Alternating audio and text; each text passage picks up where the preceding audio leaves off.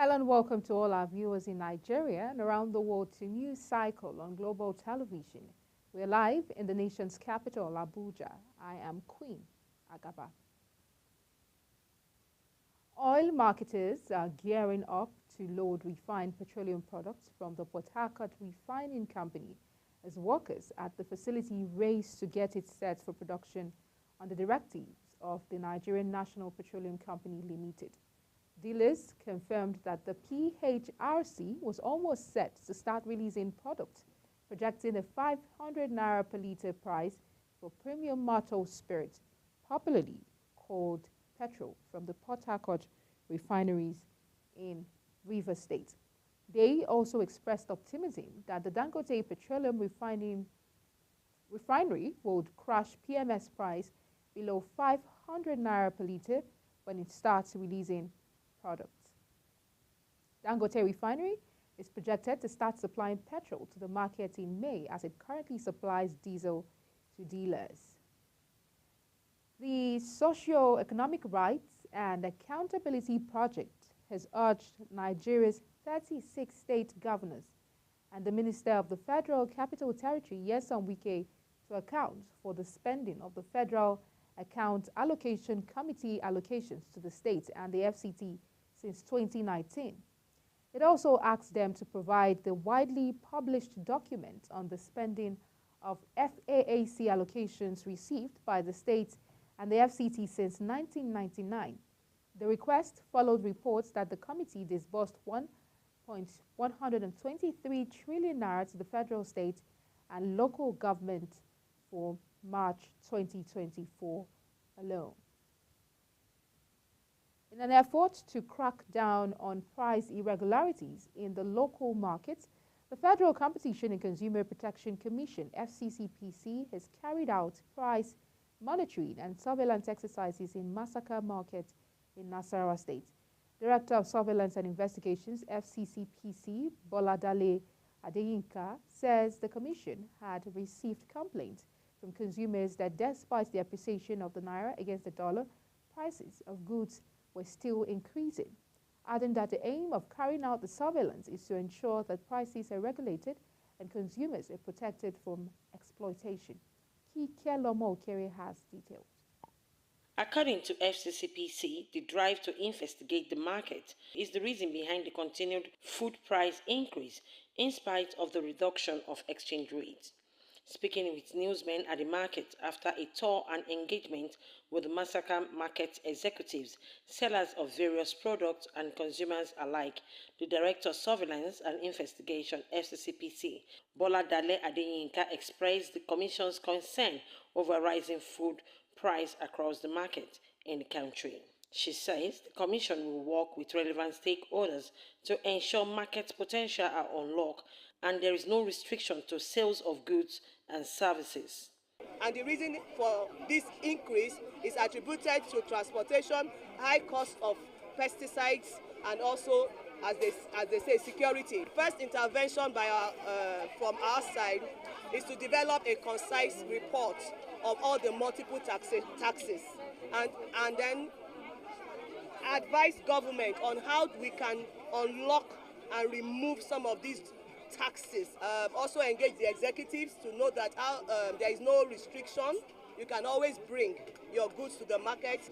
Then we also unlock the anti-competitive tendencies or cartels.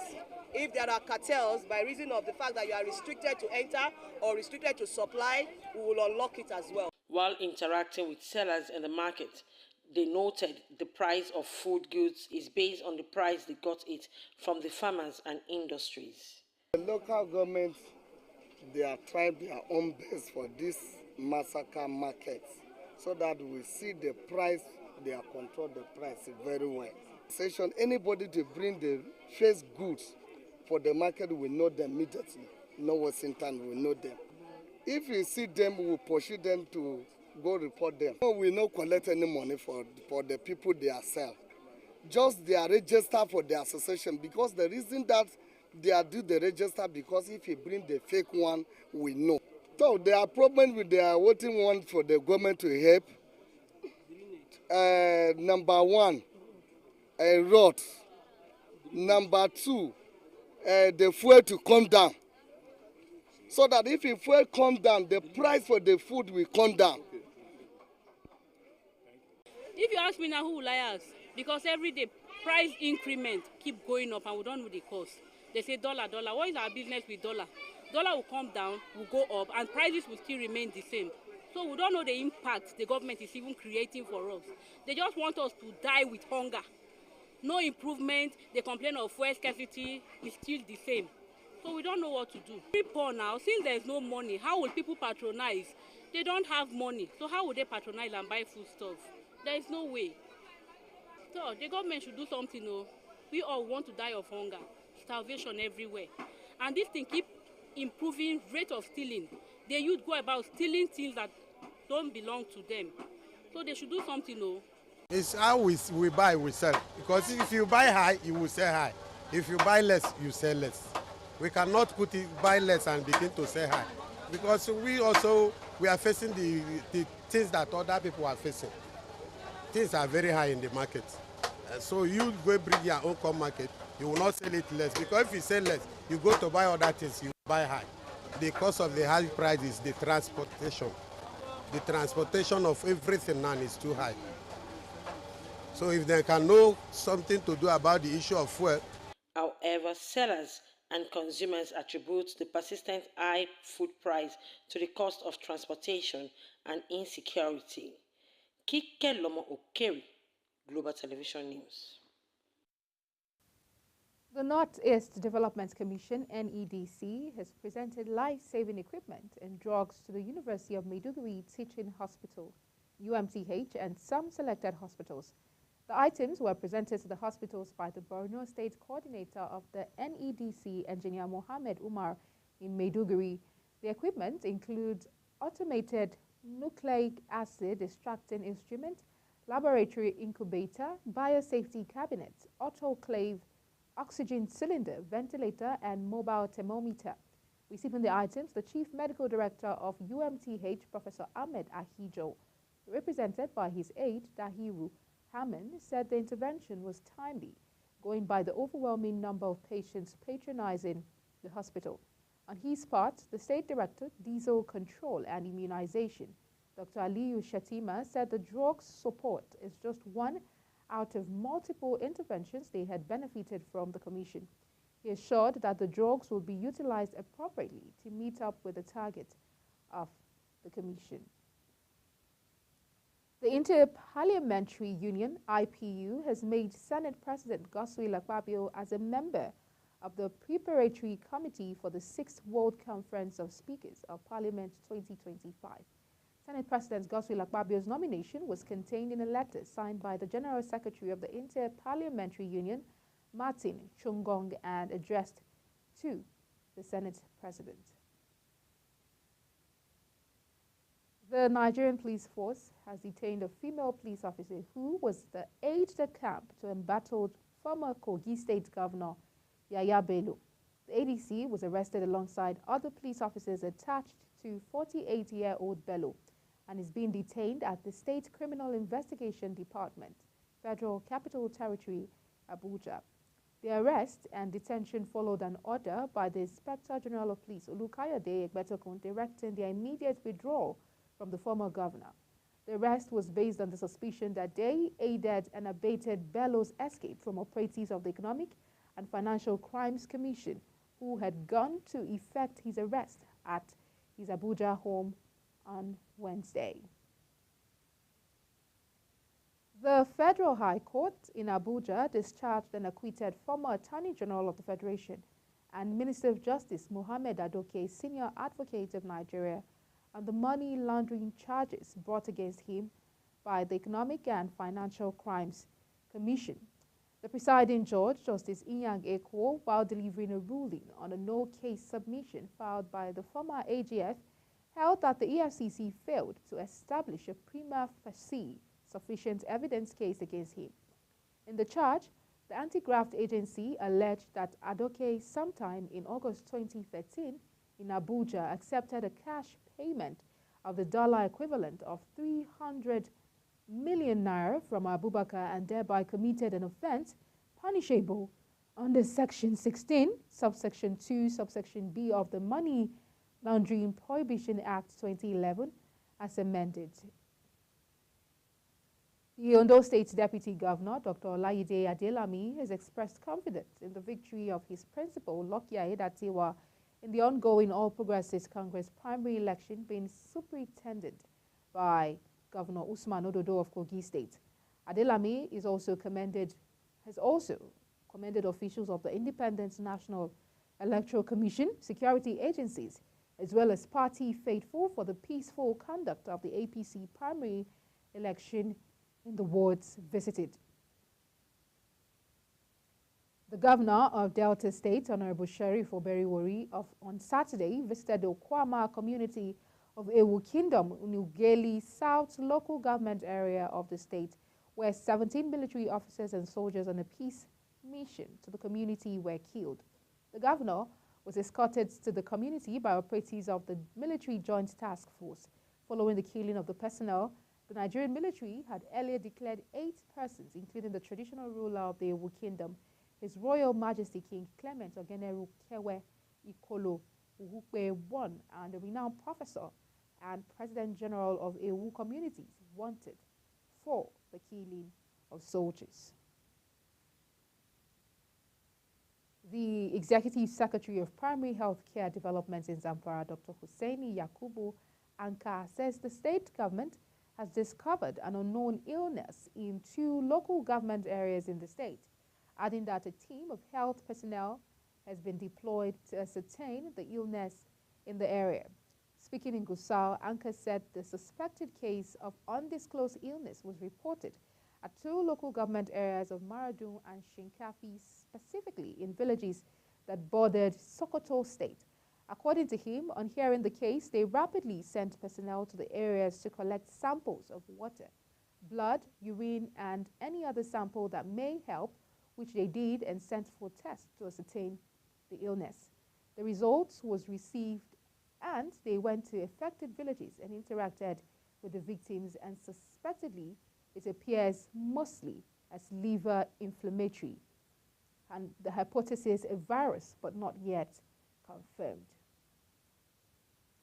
You're watching News Cycle, coming to you live from Nigeria's capital, Abuja.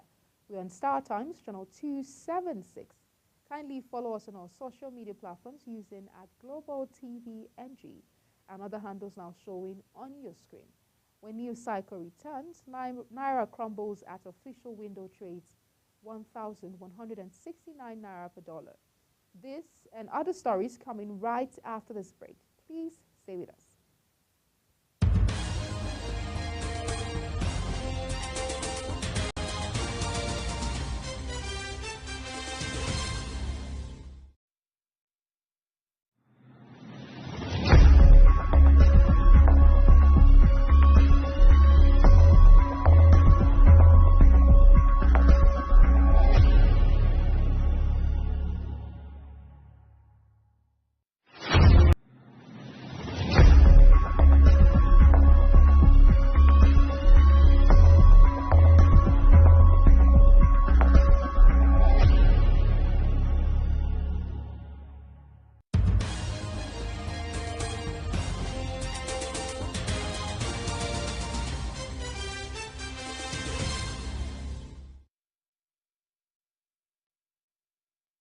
Many thanks for staying with us. Now, if you've just joined us, this is Global Television bringing you live broadcast of the News Cycle.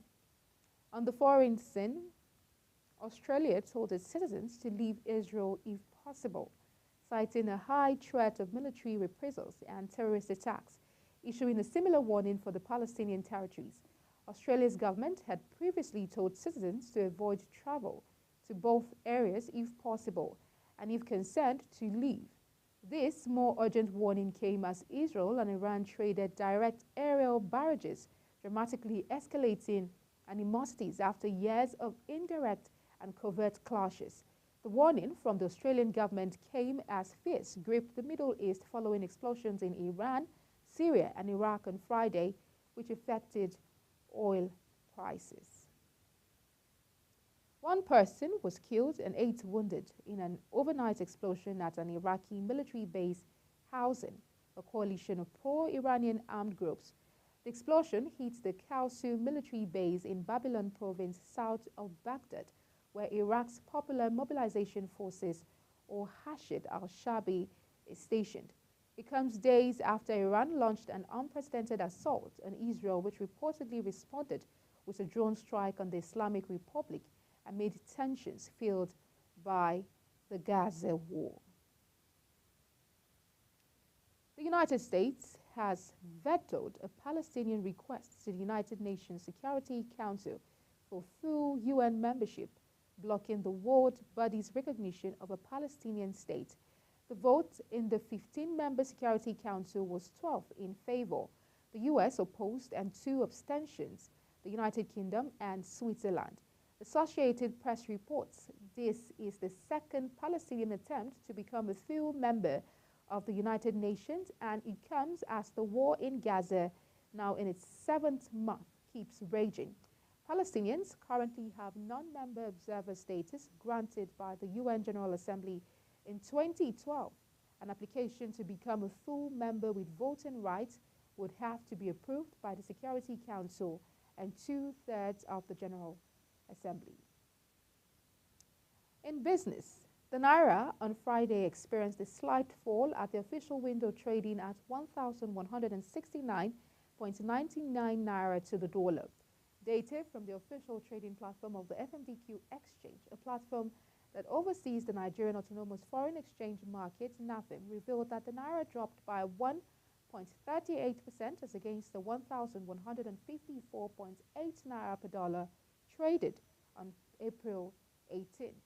The local currency, on the other hand, depreciated by 17.14% to 1,230 Naira per dollar from 1,050 Naira per dollar on April 17th.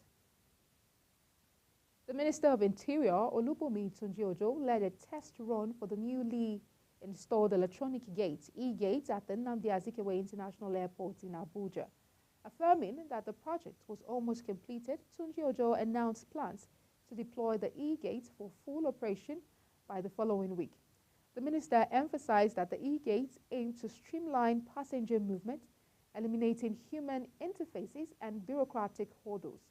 Tunji-Ojo highlighted rigorous testing of airport infrastructure and command centers, ensuring fake and expired passports are rejected while genuine ones are processed seamlessly. He underscored the e-gate's role in bolstering airport security and preventing unwanted individuals from entering Nigeria.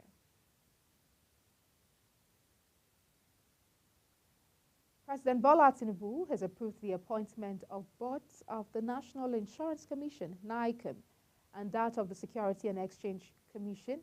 This is contained in a statement by Chief Ajuri Ngelale, Special Advisor to the President on Media and Publicity in Abuja.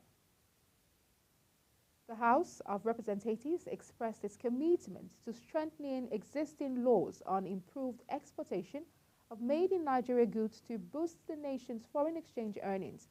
The Chairman, House Committee on Nigerian Content Development and Monitoring, Boma Godhead, gave the assurance at a public hearing of 2 bills titled Nigerian Content, Non-Oil and Gas Sector Development Establishment Bill and Nigerian Oil and Gas Industry Content Bill. The lawmaker noted that the bills are vital to the development and strengthening of Nigerian content in both the oil and gas and non-oil and gas sectors, particularly in the growth of the nation's industries. According to her, the exportation of made-in-Nigeria goods will not only boost job creation, but also strengthen the value of the Naira. In sports, Manchester City boss Pep Guardiola believes the club made the right decision to sell Cole Palmer to Chelsea. Guardiola made this known ahead of both teams' clash in the FA Cup semi-finals first leg. In an interview, the Spanish tactician stated that City made the perfect decision of selling him to Chelsea. And that's it on the news cycle, and it came to you live from Nigeria's capital, Abuja. We're on Star Times, channel 276. Kindly follow us on all social media platforms using @Global TV NG and other handles now showing on your screen. I'm Queen Agaba. Thank you for watching and see you again.